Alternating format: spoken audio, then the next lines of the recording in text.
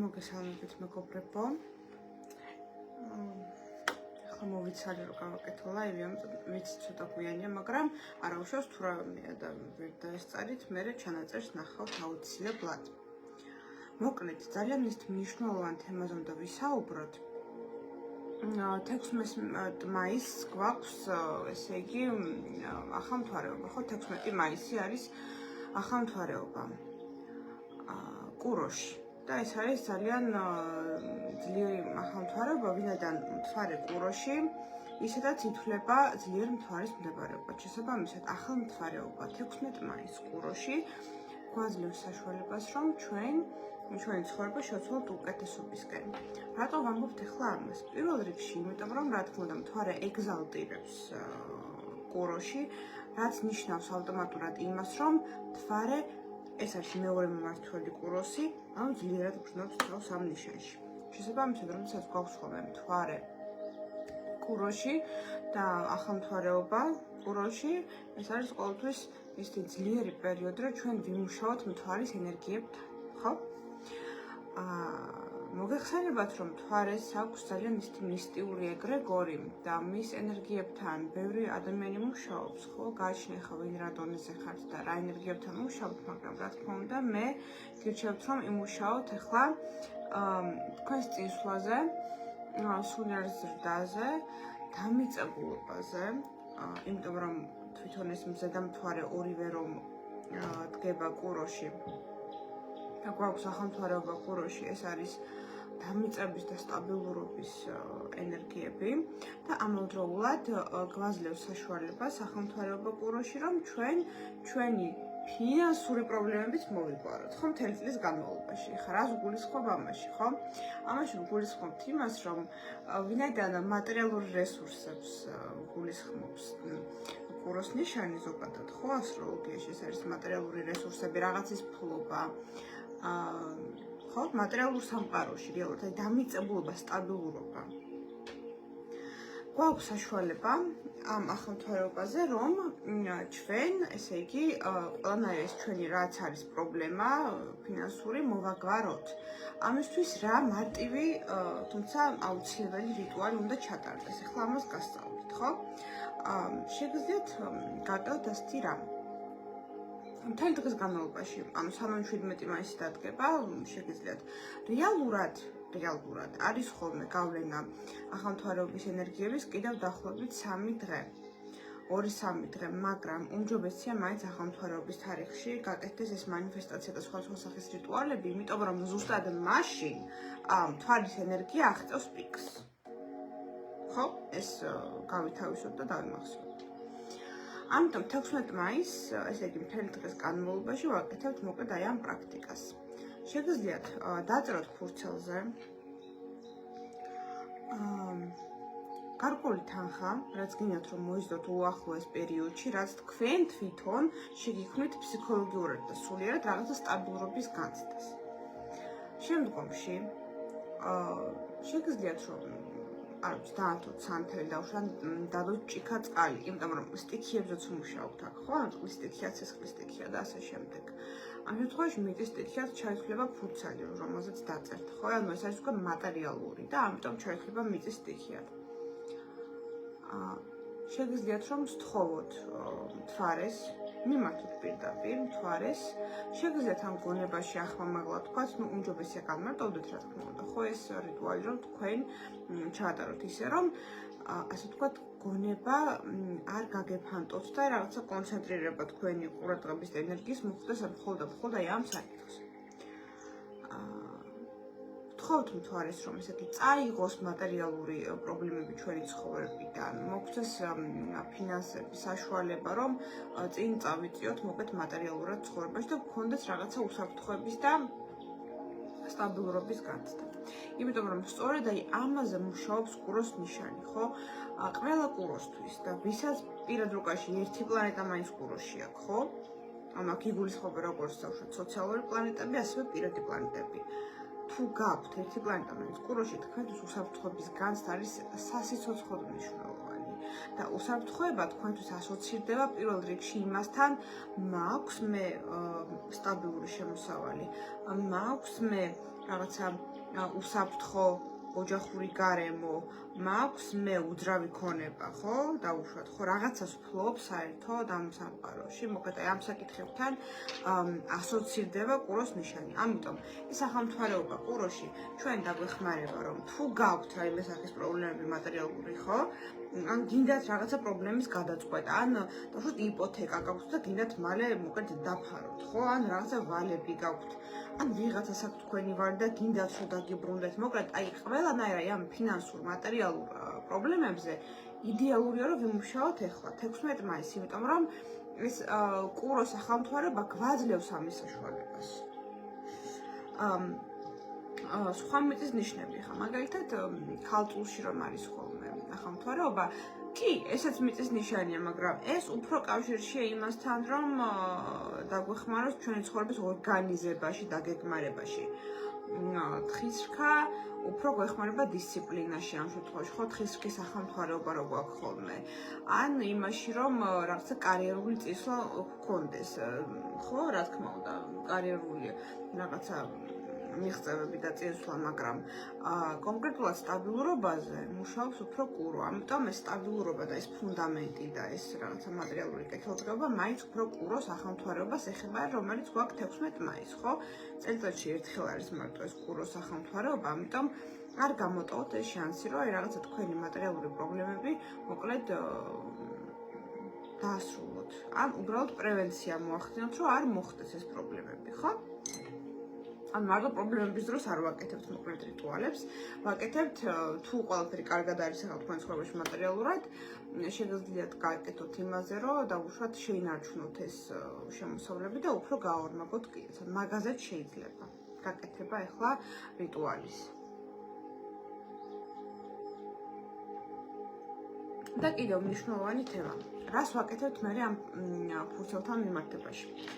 უმჯობესია დაგერცოთ და შეინახოთ ისეთ ადგილას, ბნელ ადგილას, სადაც ვერავინ ვერ წაიკითხავს და ვერ ნახავს.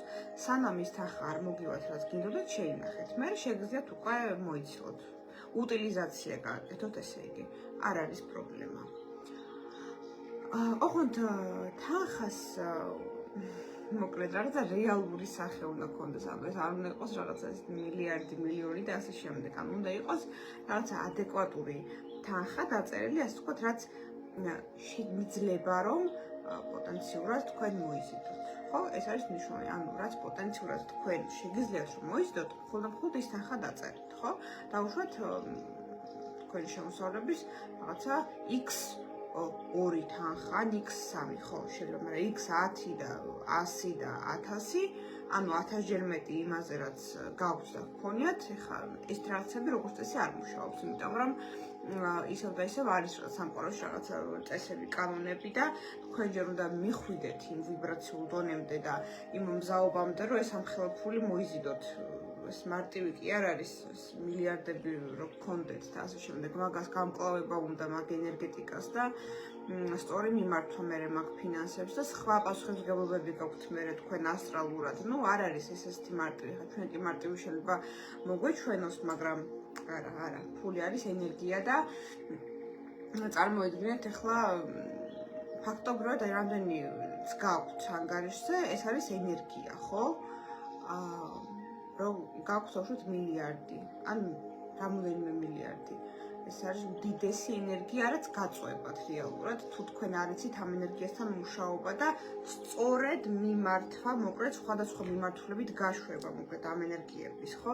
მოკლედ ეს ცალკე თემა არის რეალურად, არ ვიცი, ამაზე ალბათ რაღაცა ლექციის ჩატარებაც კი შეიძლება, ან სემინარების, იმიტომ რომ ეს ძალიან მნიშვნელოვანი საკითხია ზოგადად ფულის ეგრეგორთან მუშაობა, იმიტომ რომ ხა ჩვენ რა თქმა უნდა ამას არ გვასწავლიან არც სკოლაში, არც უნივერსიტეტებში. არა და ეს არის ყველაზე საბაზისო რამ, რაც ადამიანს სჭირდება რეალურად, ხო, მაგრამ ნუ ეს აუცილებელია რომ ვიცოდეთ. მოკლედ, ფულის ეგრეგორთან ისე მუშაობა, რომ არ ასე ვთქვათ, გავაბრაზოთ, არ წავიდეს ჩვენგან, ან არ დაიბლოკოს და ბლოკების მოხსნა როგორ ხდება, მოკლედ, ბევრი ნიუანსი აქვს, მაგრამ ეხლა ეს უმარტივესი და ძალიან მოქმედი და კარგი რიტუალი, მოკლედ რაც გასწავლით, რაც მოვყევი, ვიც ეხლა შემოხვედით, გადაახვიეთ და ნახავთ. შეგეძლოთ გაკეთოთ მოკლედ 16 მაისს, იმიტომ რომ ნუ გვაქვს შანსი, რომ ეს რაღაცა პრობლემები რაც არის, თუ გაქვთ რა თქმა უნდა რაიმე სახის პრობლემები ფინანსური, ან უბრალოდ გინდათ რომ რაღაცა თქვენი ფინანსური შესაძლებლობები გაფართოვდეს და ასე შემდეგ, სხვადასხვა მხრიდან წამოვიდეს შემოსავლები, არა მხოლოდ ერთი მხრიდან. იდეალური დღე არის თქვენთვის, რომ ეს რიტუალი ჩაატაროთ, ხო? ან დაუშვათ არ გაქვთ პრობლემა ფინანსური, ხო? კი ბატონო. და უბრალოდ გინდათ რამოდენიმე წყარო გაჩნდეს შემოსავლის. დაწერთ კი ბატონო, დაწერთ ქურთელზე. შეგიძლიათ აწმყო დროში ან სამომავლო დროში, რომ მე მინდა დაუშვათ რამოდენიმე შემოსავლის რაღაცა წყარო გავიჩინო. ან დაუშვათ მე მაქვს შემოსავლების სხვადასხვა მხრიდან. როგორც გინდათ, არ აქვს ამას არსებითი მნიშვნელობა, ზოგს ურჩევნია აწმყო დროში, რომ თითქოს მე უკვე მაქვს და ზოგს ურჩევნია, რომ სამომავლო პერსპექტივა დაწეროს. ეს უკვე თქვენს ფსიქოტიპზეა რეალურად დამოკიდებული, ახლა ვისი არაცნობიერი რას უფრო აღიქვავს. ახლა ზოგ ადამიანს ხა ისეთი ფსიქიკა აქვს, რომ უკვე ჭირდება მის არაცნობიერს იგრძნოს, რომ მე უკვე ვფლობ და მე უკვე მაგარი ვარ და ზოგს მაგალითად ის პერსპექტივაც აკმაყოფილებს ზოგის ფსიქიკას, რომ აი მომავალში მაგარი ვიქნები. ეხლა არ ვარ, მაგრამ ვიქნები. ამიტომ გააჩნია რა ფსიქოტიპი ხართ, ეს უკვე თქვენ უნდა მიხვდეთ თქვენთვის რა არის უფრო ასე ვთქვათ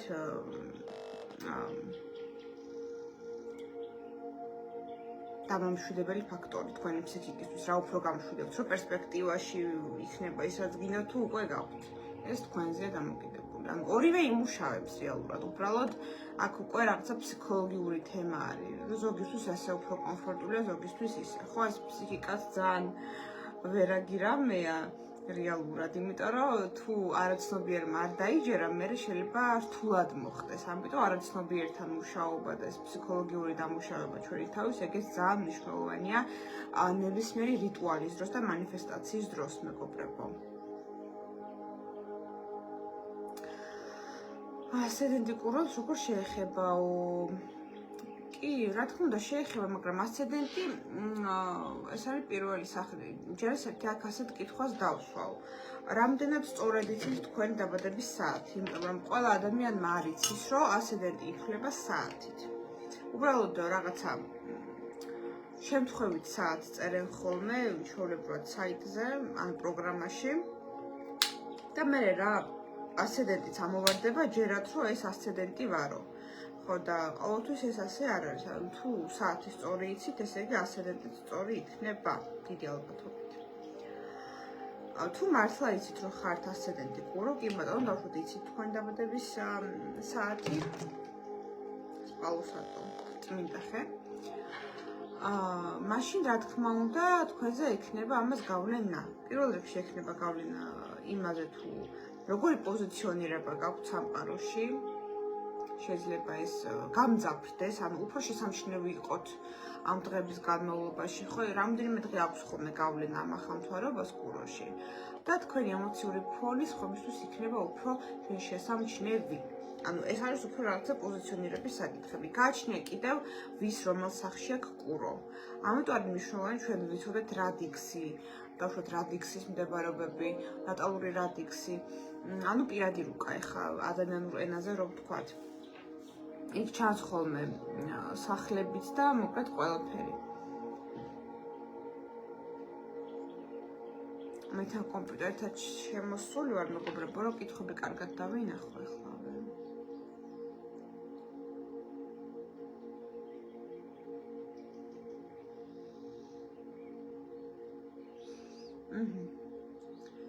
კი ბატონო. და კიდევ მინდა შევეხო ასეთ მნიშვნელოვან საკითხს, მეგობრებო, 19 მაისს გვაქვს ორი მნიშვნელოვანი პირადი პლანეტის, ვენერას და მარსის ზოდიაქოს ნიშნის ცვლილება. მარსი არის რა? ჩვენი ბრძოლის უნარიანობა, ჩვენი ტემპერამენტი, ჩვენი მიზანდასახულობა, ჩვენი ანიმუსი, ანუ ჩვენი ერთგვარი მასკულინური მხარე. ვენერა, ეს არის უკვე ჩვენი ანიმა, ანუ ერთგვარი ქალური მხარე. ეს არის რა სიყვარული, ეს არის ფინანსები, ურთიერთობები. ეს ორივე პლანეტა ერთ დღეს მოკლედ იცვლის ზოდიაქოს ნიშანს. ეს იშვიათად ხდება ხოლმე მსგავსი დამთხოვა, ამიტომ რა თქმა უნდა 19 მაისი ძალიან მნიშვნელოვანი დღეა, რომ განვიხილოთ.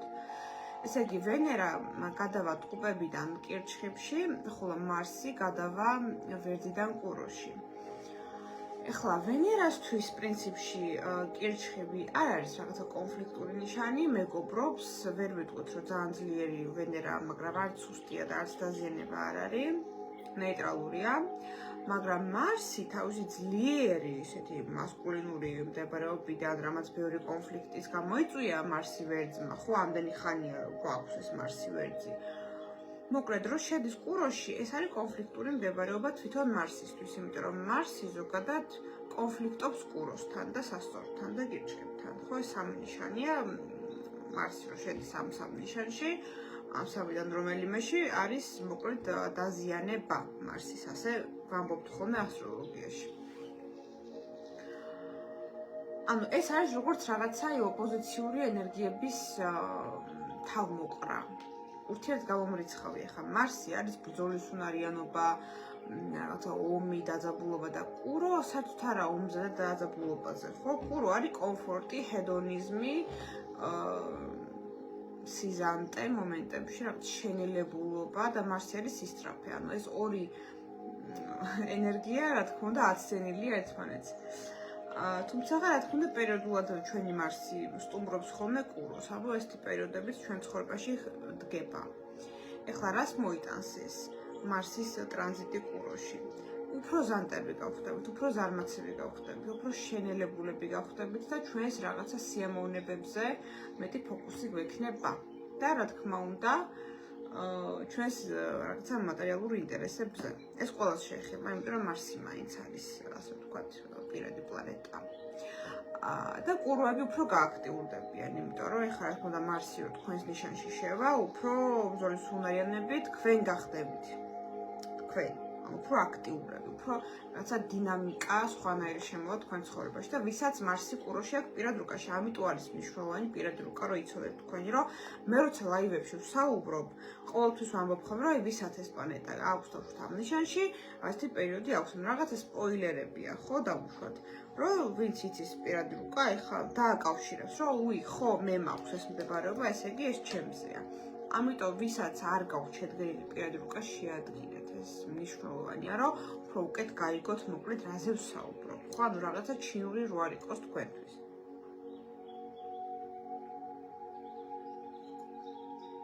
ეხლა ვენერა კირჩხებში განვიხილოთ. რა თქმა უნდა, კირჩხებისთვის კარგი პერიოდი დგება თევზებისთვის და მორიელებისთვის, აი ამ სამი ნიშნისთვის, ესე იგი ფინანსური დაბანდებებისთვის და რაღაცა პირადი ურთიერთობების სტაბილიზაციისთვის. ეს ეხებათ, რა თქმა უნდა, ვენერა კირჩხებებსაც ამ დაუშვათ შეიძლება ხართ კურო, მაგრამ ვენერა გაქვთ კირჩხებში, ან ხართ ტყუპები და ვენერა გაქვთ კირჩხებში, ან ლომი ხართ საერთოდ და ვენერა კირჩხები ბევრი მსგავსი кейსია. ამიტომ უნდა იცოდეთ, არ მხოლოდ ხა თქვენი ზოდიაქოს ნიშანი, ხო? არამედ უნდა იცოდეთ პირადი რუკა. ხა ვისაც ვენერა კირჩხებში აქვს პირადი რუკაში, მათთვის განსაკუთრებით რა თქმა უნდა კარგი პერიოდია პირადი ურთიერთობებისთვის, თუმცა რა თქმა უნდა აქ ინდივიდუალურ ტრანზიტებს ყოველთვის გააჩნია ხოლმე, ხა თუ ის იუპიტერი აკვადრატებს, შეიძლება მეტ გაცვლება მოიტანოს, ამიტომ აქ ზოგადად ვსაუბრობთ, აქ არ ვითვალისწინებთ იმას, რომ შეიძლება რაღაცა ნეგატიური ტრანზიტი იყოს თქვენს პირად რუკაში. და როგორი პერიოდი დგება ზოგადად ახლა? 19 მაისიდან უფრო რომანტიული, უფრო შენელებული, უფრო ოჯახური. ანუ ყველას მოგვინდება უფრო რაღაცა ოჯახში ყოფნა, სახლში ყოფნა, შეიძლება რაღაცა სახლის მორთვა და ასე შემდეგ. ანუ უფრო ოჯახურები გავხდებით. იმიტომ რომ მასთი ნიშნებია ეხა კირჩხიბით და კუროს ეს არის ორი ოჯახის სიმბოლო რეალურად ეხა ორი მთვარის ნიშანია და მთვარე არის ოჯახი, ჩვენი ემოციები, ჩვენი რაღაცა შინაგანი ბავშვი და ასე შემდეგ. ეს რაღაცა კომფორტი, ეს არის ფემინური ენერგიები რეალურად, ეს არის ქალური ენერგიები. ამიტომ უფრო აი ამ ბობოქარი რაღაცა ვერძული პერიოდიდან ჩვენ გადავალთ ერთგვარ ესეთ მშვიდ და წყნარ პერიოდში, ხო? ანუ ეს არის უკვე კირჩხიბის და კუროს ენერგიები. გაითიშა ჩვენი უსაყვარლესი მაღალვიბრაციული მუსიკა ეხლავე მეგობრებო. ჩავერთოთ.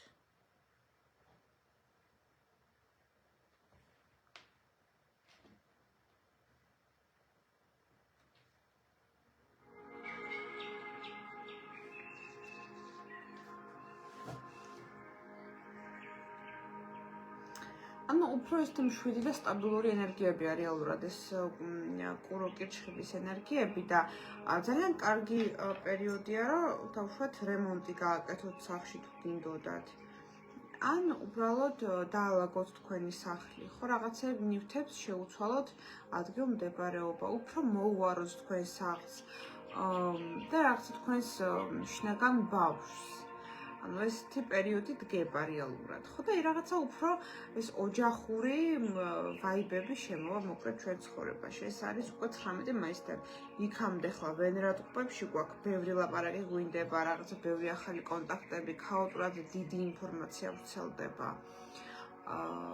და მარსი გვაქვს ვერტში, ანუ უფრო ტემპერამენტიანები, უფრო აქტიურები და პირდაპირები ვარ და ცოტა ცეცხლოვანი ენერგიებიც არის, ხო, ახლა ისეთი შემტევი და აი ასეთი ბობოქარი და ცოტა ქაოტური პერიოდის მერე დგება ესეთი მშვიდი პერიოდი, ცოტა ესეთი ოჯახური პერიოდი, ხო? რაღაცა ესე ტკბილ ჩაის როსვა, რაღაც ფუნთუშით, რაღაცა ეგეთი პერიოდი დგება, აი ასეთი ბობოქარი ენერგიების მერე. რა თქმა უნდა, ხა ვიღაცას ეს მოეწონება, ვიღაცას არა. ეხლა ვის არ მოეწონება რა ნიშნებს? ეხლა მაგაზეც უნდა ვისაუბროთ, ხო? რა თქმა უნდა, ეს საუბარია ანტაგონისტ ნიშნებზე, ანუ ანტაგონისტებს საპირისპიროდ მდებარე ნიშნები, ვის უფრო არ მოეწონება ეხლა ეს ტრანზიტები დიდად, ხო? ენერგეტიკულ დონეზე. ეს არის თხის რქა და მორიელი. მორიელი მარსის გამო ვთქვი, იმიტომ რომ მარსი კურო მაინც ოპოზიცია არის მზე მორიელთან, ხო და მაგითო. თუმცა მორიელთან შეიძლება დააბალანსოს იმან, რომ ვენერა კირჩხებში რო გვაქვს ეს მოძმე ნიშანია, მაგრამ მაინც ვიტყვით, რომ არ იქნება ბოლომდე ესეთი ენერგეტიკულად საინტერესო და მისაღები პერიოდი, იმიტომ რომ თხის რქაც ესეთი ძალიან აქტიური ნიშანია რეალურად და მიზანდასახული და ამბიციური და ვერ ვიტყვით, რომ ძალიან ესეთი ოჯახის ნიშანია, თუ ტიპიურ თხის რქაზე ვსაუბრობთ, ეს არის უფრო კარიერიზმი. და მორიელისთვისაც არ იქნება კომფორტული, იმიტომ რომ მორიელს უყვარს გამოწვევები, არ უყვარს კომფორტის ზონაში დიდხანს ყოფნა, თავის თავსაც უწყობენ რეალურად რაღაცა გამოწვევებს და პრობლემებსაც, ზოგი ამას იაზრებს, ზოგი გაუაზრებლად აკეთებს, მაგრამ აკეთებენ ამას, იმიტომ რომ მორიელი არის კრიზისების ნიშანი. თავის თავსაც უნდა მოუწყოს რაღაცა კრიზისები, რომ გაიზარდოს და რაღაცა კრიზისებს იზიდავს ცხოვრებაში, იმიტომ რომ ჭირდება მას ეს, ხო? და ეხლა მარსი კუროში რო გვექნება, რა თქმა უნდა, ეს არის უფრო რა, იმაზე რომ მე შევინარჩუნო ჩემი კომფორტის ზონა, მე არ გამოვიდე ჩემი კომფორტის ზონიდან და რაღაცა გამოწვევები ჩემ თავს არ დავუწესო გარანტიების გარეშე. და ეხლა გარანტიები ვის აქვს, ხო, ჩვენ დროში. რა იმესი. მოკლედ ძალიან საინტერესო პერიოდი დგება, თუმცა ამ ორ ნიშანს ვურჩევდი, რომ მიიღონ ახლა ეს ცოტა რბილი, ზანტი ენერგიები, იმიტომ რომ ხანდახან ცხოვრებაში საჭიროა ხოლმე, რომ პაუზა ავიღოთ და შევისვენოთ. ეს არის ძალიან პროექტი მნიშვნელოვანი რამ, რაც უნდა მეთქვა აუცილებლად, მეგობრებო. ესე იგი ვისაუბრეთ 16 მაისის სახელმძღვანელობაზე, როგორ შეიძლება რაღაცა თქვენი ფინანსური მდგომარეობა გამოისწოროთ, ეს დღე გაძლევთ ამ საშუალებას და აუცილებლად მივაწვეთ, მეგობრებო. ვისაუბრეთ 19 მაისზე, იმიტომ რომ ორი პლანეტა, ვენერა, მარსი იცვლის ზოდიაქოს ნიშანს, ვინც ახლა შემოხვედით, ჩანაწერი შეინახება და აუცილებლად გექნებათ საშუალება, რომ ნახოთ, ხო, ვინც გამოტოვეთ ლაივი. მე კიდევ ერთხელ შეგახსენებთ, რომ უკვე გვაქვს დაგვემატა ნატურალური მინერალური ქვების სამაჯურები და კულონები, შეკვეთებზეც ვმუშაობთ, დიზაინის შეთანხმებაც შეიძლება მოგწერეთ აუცილებლად, მაგ თემით თუ ხართ დაინტერესებული. ამავდროულად პალო-სანტოს მარაგები გვაქვს, აურის გამწმენდი ჭხირები, ხო, ენერგეტიკის გამწმენდი არომატული ჭხირებიც გვაქვს, ახლა მარაგში, სეიჯი გვაქვს მარაგში, ხო, ბუნებრივი მცენარეული საკმარელი. გვაქვს ჩვენი სულიერების გზის ეთერზეთი დამამშვიდებელი ლავანდის და ყვავილების მარაგში და ვისაც გაინტერესებდა უშუალოდ ონლაინ კონსულტაცია ჩემთან ან რომელიმე ჩვენი სერვისი, უნდა მოგწროთ ან WhatsApp-ზე, WhatsApp-ი მითითებული გვაქვს, ან მოგწროთ Messenger-ში. და თხოვნა იქნება, რომ დარეკავთ WhatsApp-ზე მოგწერეთ, ანუ ასე რომ რეკავენ ხოლმე, ყოველთვის არ არის მოსახერხებელი დრო იმისთვის, რომ გიპასუხოთ. ახლა ხშირად გვაქვს ხოლმე ჩართვები და ახლა ჩართვის დროს ნამდვილად ვერ გიპასუხებთ. ამიტომ უმჯობესია WhatsApp-ზე მოგწეროთ. შეიძლება ხმოვანითაც პრინციპში კომუნიკაცია არ არის პრობლემა. უბრალოდ დარეკვაზეა პრობლემა ხოლმე. მოკლედ მეგობრებო, მე ყველას გისურვებთ, რომ მოიზიდოთ თქვენ ცხოვრებაში სიბრძნე, გასხივოსნება და რა თქმა უნდა, მატერიალური კეთილდღეობა, ეს ყველას მაინც გვჭირდება. რამდენიც არ უნდა ვთქვათ, რომ არ გვჭირდება, გვჭირდება, იმიტომ რომ ეს არის ერთგვარი ფუნდამენტი სტაბილურობის და ჩვენი ფსიქიკა პანიკობს, როცა მას არ აქვს სტაბილურობის განცდა. ამიტომ ესეც მნიშვნელოვანია, რა თქმა უნდა. და რა თქმა უნდა, მეგობრებო, ჩანაწერ შევინახავთ.